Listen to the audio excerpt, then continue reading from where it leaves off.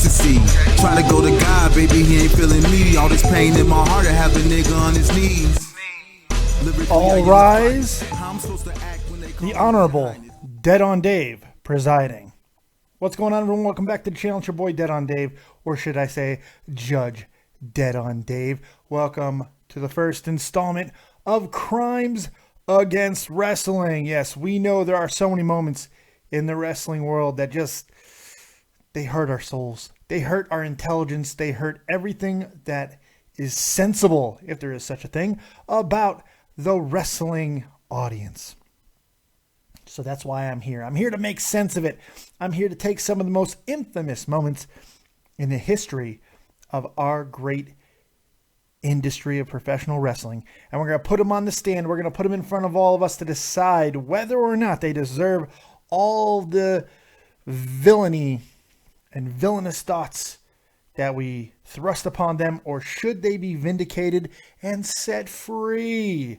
And honestly, with everything that's going on in wrestling right now, this was a perfect opportunity, because there is something happening at this very moment in professional wrestling that certainly does warrant an investigation. It warrants a trial. There's no question. And that is, of course, what is happening right now with James Ellsworth. So, James Ellsworth, will you please approach the bench? Thank you for joining me today, Mr. Ellsworth. We are going to talk about things that are happening. In fact, we're just going to call this the people of wrestling versus James Ellsworth. Now, Mr. Ellsworth, we all know that you're a journeyman within wrestling. Been doing this for a long time on the independent circuit with some success. A couple of title runs in some minor federations. Very nice. Very nice.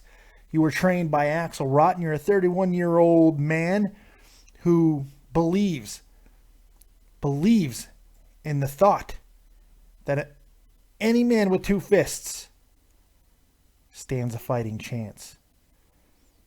And that was all said and dandy. When you said those words, when you were the jobber of the week for Braun Strowman, it worked out. People fell in love with you because of your unique and non-traditional looks, the lack of chin, the zero definition or pride in your body. It was something that we as wrestling fans could certainly relate to, and you were memorable. You were memorable in a squash, which is not always easy to do. So for that, you were certainly and willfully, that's not a word, but it's my court, and I'll use whatever words, well-deservingly applauded for that. And furthermore, people were so enamored with you that you were actually brought back in a new role.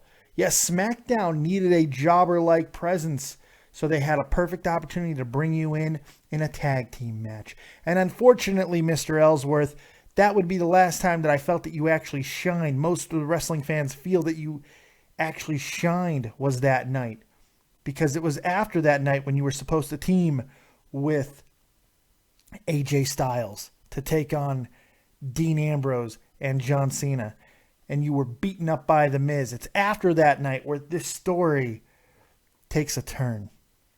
Unfortunately, after that, now I understand this is not your fault, but you were thrust into a position that you were certainly not ready for or capable of handling. I feel that there was most feel that there was a perfect opportunity for you to go into a feud with The Miz after that. It would have made a lot of sense. Even now with The Miz not having the Intercontinental Championship, there was certainly a spot for you to shine.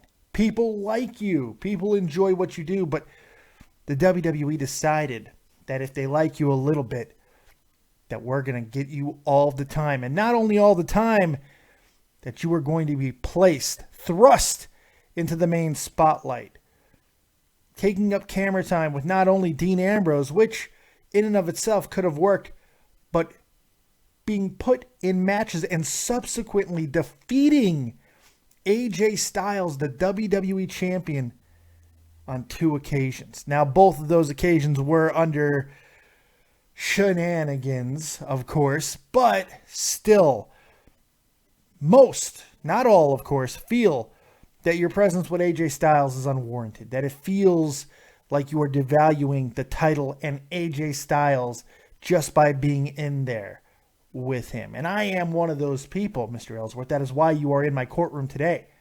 I appreciate everything that you do, and I understand you have no controlling interest over booking. You do what you're told, and that's completely fine.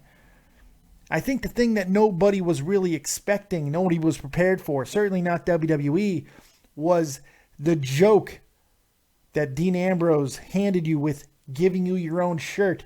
Nobody expected that to be a top 5 seller on WWEshop.com. I don't think anybody expected it. It's not your fault that WWE loves to pile on in moments. However, there are things that are your responsibility, Mr. Ellsworth. Execution of moves and moments within the ring, that is your responsibility.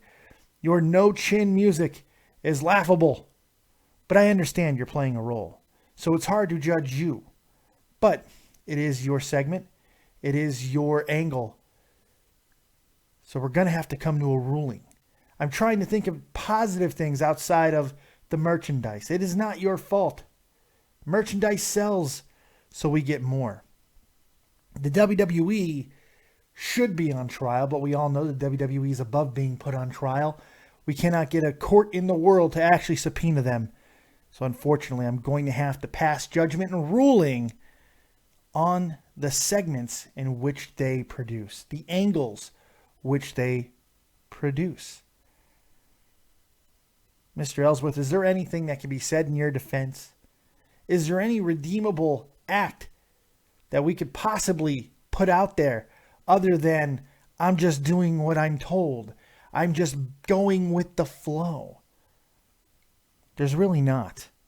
And as unfair as it might seem for most, you, my friend, good sir, defendant James Ellsworth, I have no choice but to find you very, very guilty.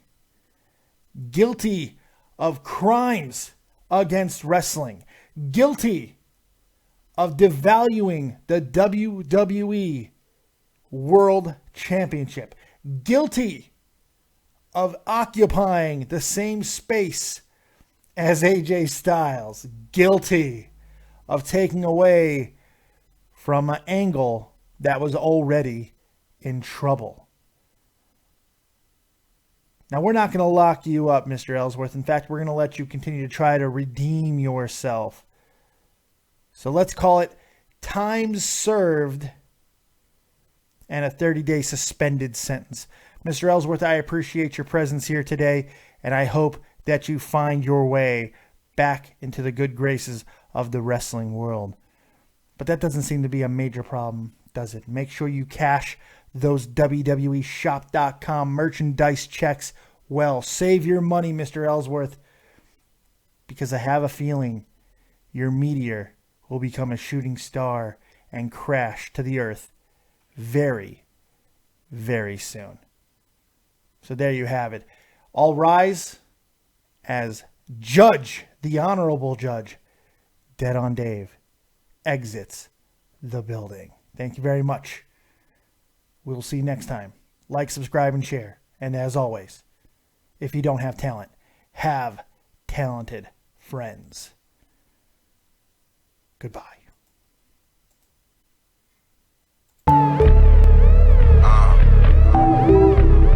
Real talk, man. Yeah. It's pressure. So much pressure. Sometimes I'm like, I get it. Why would I pass up on the weed? Problems in your life, they don't want you to succeed. Trying to go to God, baby, he ain't feeling me. All this pain in my heart, I have a nigga on his knees. Lyrically, I am the flyest. How I'm supposed to act when they calling me a